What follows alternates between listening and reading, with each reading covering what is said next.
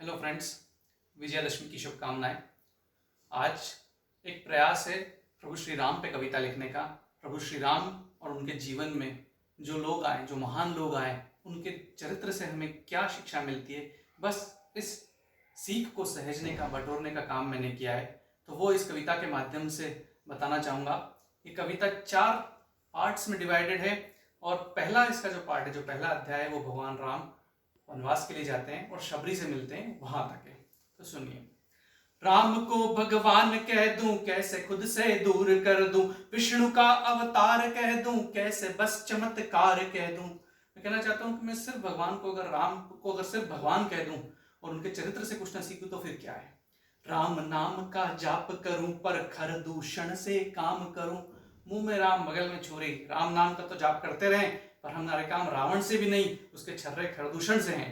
राम नाम का जाप करूं, पर खरदूषण से काम करूं। राम को देवों में गिन के, खुद से बाहर राम करूं। अब सुनना मेरे लिए राम क्या है। धैर्य राम है, सत्य राम है। धैर्य राम है, सत्य राम है, वचनों का सौभाग्य राम है, मर्यादा के प्राण राम है। देव से पहले चरित राम है, देव से पहले चरित राम है। अब विश्वामित्र गुरु आते हैं दशरथ के दरबार में, कहते हैं कि दैत्यों का आतंक के वन में भगवान श्री राम को भेजिए। तो बिना कुछ विचार किए प्रभु श्री राम गुरु के साथ चल पड़ते हैं। विश्वामित्र ने व्यथा सुनाई, विश्वामित्र ने व्यथा सुनाई, धर्म रक्षा की टीस जताई। कहा चलो संग वन में राम, दैत्य कुल पर लगे विराम। शब्द गुरु के पड़े कान में, शब्द गुरु के पड़े कान में। राम चले फिर धर्म साधने, राम चले फिर धर्म साधने। रघुकुल रीत सदा रही है, धर्म की रक्षा सर्वोपरि है। हे राम मुझे बस इतना वर दो, इतनी शक्ति मुझ में भर दो। हित में सबके काम करूं मैं, धर्म डगर को पकड़ चलूं मैं, धर्म डगर को पकड़ चलूं मैं। अब भगवान राम के राज्याभिषेक का समय निकट था और पिता ने वचन की बात कह दी। तो पिता के लिए प्रभु श्री राम, राजपाट का समय निकट था, सर पे धर नाम कुट शेष था। वचन का कांटा राह में आया, शुद्ध पिता ने वृतांत सुनाया। वचन का कांटा राह में आया, शुद्ध पिता ने वृतांत सुनाया।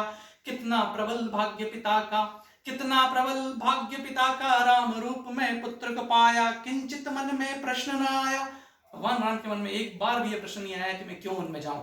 किंचित वन में प्रश्न न आया, अरण्य को सौभाग्य बतलाया, अरण्य को सौभाग्य बतलाया। हे राम मुझे बस इतना वर दो, इतनी शक्ति मुझ में भर दो। प्रिय जनक की छड़ी बनूं मैं, प्रिय जनक की छड़ी बनूं मैं, मान पिता का सदा रहूं मैं, मान पिता का सदा रहूं मैं। अब जब भगवान राम वन के लिए जा रहे थे तो पूरा अयोध्या भगवान राम को छोड़ने आया था। तो भगवान राम वहां अपने मित्र निषाद से मिलते हैं। लखन सिया संग राम चले, लखन सिया संग राम चले, गंगा तट पर निषाद मिले। गले लगाया बाल सखा को, पास बिठा दिया मान सखा को, पास बिठा दिया मान सखा को। केवट गंगा पार कराने से पहले चाहता है कि भगवान राम के पैर छू ले, चाहता है कि भगवान राम के चरणों को धो ले। तो वो एक युक्ति करता है, वो कहता है चरण धुले तब नौका चढ़े, चरण धुले तब नौका चढ़े। अपनी बात पे केवट अड़े, केवट का मन जाने राम, भक्त के मन को दिया सम्मान, भक्त के मन को दिया सम्मान। हे राम मुझे बस इतना वर दो, इतनी शक्ति मुझ में भर दो। मान मित्र का सदा रखूं मैं, मान मित्र का सदा रखूं मैं, ना ऊंच नीच में कभी पढ़ूं मैं, ऊंच नीच में कभी पढ़ूं मैं। अब जब भगवान राम वनवास में चले जाते हैं तो हम सबको पता है कि कैसे कपट से रावण सीता को हर लेता है। और सीता को हरने के बाद जब रावण विमान से जा रहा होता है, पुष्पक विमान से जा रहा होता है, तब सबसे पहला युद्ध उसका होता है जटायु के साथ। जटायु दीनहीन दुर्बल बूढ़ा जटायु। सिया को हर रावण बड़ा, सिया को हर रावण बड़ा, राह रोक जीर्ण जटायु खड़ा। नहीं मेल था कोई रावण से, राम भक्त बिन था भय भीत मृत्यु से, राम भक्त बिन था भय भीत मृत्यु से। वो लड़ा रावण के साथ और आखिरकार मरणासन्न स्थिति में पहुंच गया, पर भगवान श्री राम का इंतजार करता रहा कि सिया का संदेश दे दे।